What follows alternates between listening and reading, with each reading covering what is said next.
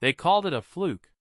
July 2023, a Kiwi bloke nobody in America had heard of rocks up to the Chicago street course, jumps in a stock car for the first time in his life, and wins on debut. First driver to do that since 1963, 60 years. And what did the American establishment say? Road course ringer. One-hit wonder. He got lucky in the rain. Well, fast forward to right now, and Shane van Gisbergen has 8 Cup Series wins. He's the 2025 Rookie of the Year. He's the winningest non-American driver in the history of NASCAR's top division.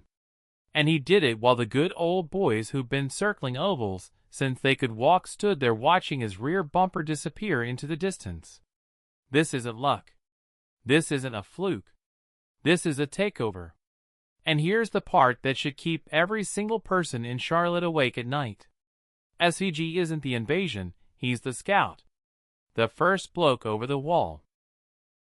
Because behind him, there's a whole convoy of Aussies and Kiwis coming. And they're bringing a way of driving that NASCAR simply does not have an answer for. So the real question isn't how did SVG win? The real question is why can't the Americans stop him? And the answer is going to make you proud to be from this part of the world. Stick with me. Let's get something straight. NASCAR drivers are not soft. Racing 500 miles at 180 miles an hour, 3 wide, inches apart, that takes a set on you. Respect where it's due. But here's the brutal truth about the next-gen car they're all driving now. It's got a sequential gearbox, sure, but it's built around an oval-first philosophy. Turn left again, manage the pack. Now, the skill set that makes you a legend at Talladega is a completely different animal to what makes you fast at a place like Sonoma or the Charlotte Roval. Now, compare that to what SVG grew up doing. Supercars, 3-time champion, 80 race wins, 3 Bathurst thousands around Mount Panorama, one of the most terrifying, unforgiving racetracks on planet Earth, where a mistake doesn't cost you positions, it costs you a trip into a concrete wall at the top of the mountain. And how do you drive a supercar? No traction control, no ABS, no launch control, nothing. You've got a brutal H-pattern feeling sequential shifter, a car that wants to kill you under brakes, and the only thing standing between you and the fence is your own 2 feet. This is where it gets really interesting, the footwork. The thing that made SVG look like at Chicago in the wet wasn't magic, it was heel-ento downshifting, blipping the throttle with the side of his foot while he's braking, rolling the car into the corner on a knife edge of grip, feeling for traction that the Americans are used to having handed to them by electronics or by a car built to go straight. SVG doesn't need the grip, he finds it. He's been driving cars with 0 driver aids his entire career, so when the track gets slick, when it rains, when it gets technical, he's not surviving. He's thriving. While the rest of the field is tiptoeing, he's dancing. That's why he's won at Chicago twice, Mexico City, Sonoma, Watkins Glen, and the Roval.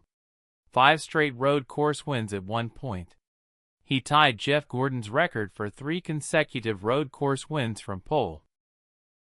Jeff Gordon, a NASCAR immortal, matched by a bloke from Auckland in his rookie season. Now, quick one, because this matters. If you're watching this and you're proud of where we come from, you need to do something for me. Hit that subscribe button. I'm not asking for a favor, I'm asking you to enlist. NASCAR Nation Decoded is documenting the entire Aussie and Kiwi invasion of American motorsport race by race, and I need this channel loud enough that they can hear us all the way in North Carolina. Subscribe and keep the flag flying because the establishment is watching the numbers too, right? So SVG's the tip of the spear, but if you reckon he's the scary one, wait until you meet the 2 blokes coming in behind him. Let's talk about Cam Waters, and now Cam is a Supercars weapon in his own right. A genuine frontrunner back home, a bloke who's led championships and won at Bathurst-level pressure, and he's been dipping his toe into the NASCAR Craftsman Truck Series. And in the inaugural race at Lime Rock Park, a tight technical little road course, Kim Waters survived late race chaos to bring it home fifth. First ever NASCAR top 5 in a truck on a circuit most of the regulars had never seen either. Here's why Cam's a nightmare, and it's different to SVG. SVG's a surgeon. Cam Waters is a brawler. He came up in a category where rubbing is racing, where you lean on a bloke through a corner and dare him to lift. That's not something you can teach a driver in their 30s, who spent their whole life keeping it clean on an oval. Cam will put a fender on you and mean it. But if SVG is the surgeon and Cam is the brawler, the third bloke might just be the most complete of the lot, and this is where the Americans should genuinely be worried. Brodie Kostecki. Now pay attention because this one's important. Brodie went over to America, jumped into the NASCAR Xfinity Series, and became the 2025 Xfinity Series champion. Let that sink in. An Australian didn't just show up and win a couple of road races. He went to the second highest tier of American stock car racing, beat the Americans across and won the whole bloody title. Short tracks, super speedways everywhere, not just the road courses where we expect an Aussie to shine everywhere. And that shatters the entire American excuse, because the last line of defense they had was, yeah, the Aussies are quick when it turns right, but put them on an oval and they're lost. Brodie Kostecki just took that argument, screwed it up, and threw it in the bin. He's proven a Supercars driver can master the oval game and clean up on road courses. He's the total package, and he's now got his eyes firmly on a full-time Cup ride. So, think about what the Americans are facing. SVG untouchable when it turns both ways, Cam Waters a brawler who'll race you harder than you've ever been raced, and Brodie Kostecki, a champion who's beaten them at their own game on their own tracks. 3 drivers, one tiny corner of the world, and the American establishment is starting to panic. How do I know? Because of what they're doing about it.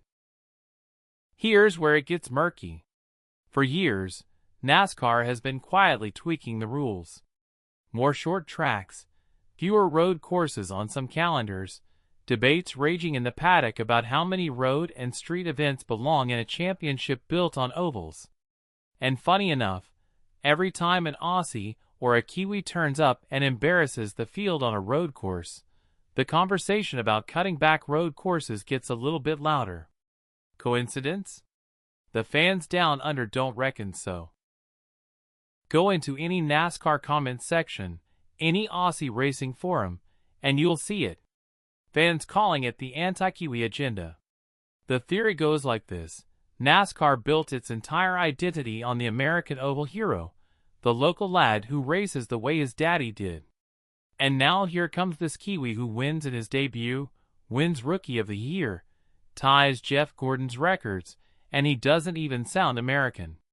That's a marketing problem for a sport that sells itself on red, white, and blue tradition. So, the whispers start: restrict the road courses, protect the schedule, keep the trophies at home. One popular fan comment I keep seeing put it perfectly.